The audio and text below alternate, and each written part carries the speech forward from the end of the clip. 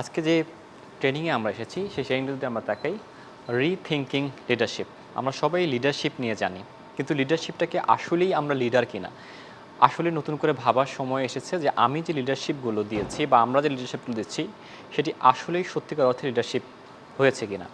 So through this আমরা mainly লিডারশিপের যে diversified ওয়েজগুলো আছে বা যেই পাথওয়েগুলো আছে যেটার থ্রুতে আমরা বিভিন্ন অ্যাসপেক্ট জানতে পারা, সো একটা ভেটারান কর্পোরেট লিডার থেকে এই বিষয়গুলোতে একটা ফার্স্ট হ্যান্ড নলেজ এক্সপিরিয়েন্স জানাটা, এটা আমরা মনে হয় আমাদের পরবর্তী লাইফে অনেক বেনিফিশিয়াল হবে।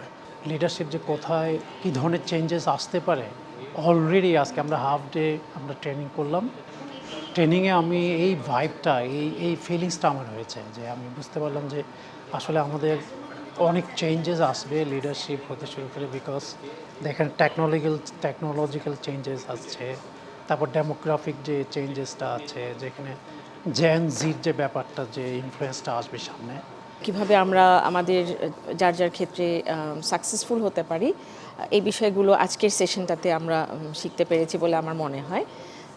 I am looking forward for the next coming sessions as well. Thank you.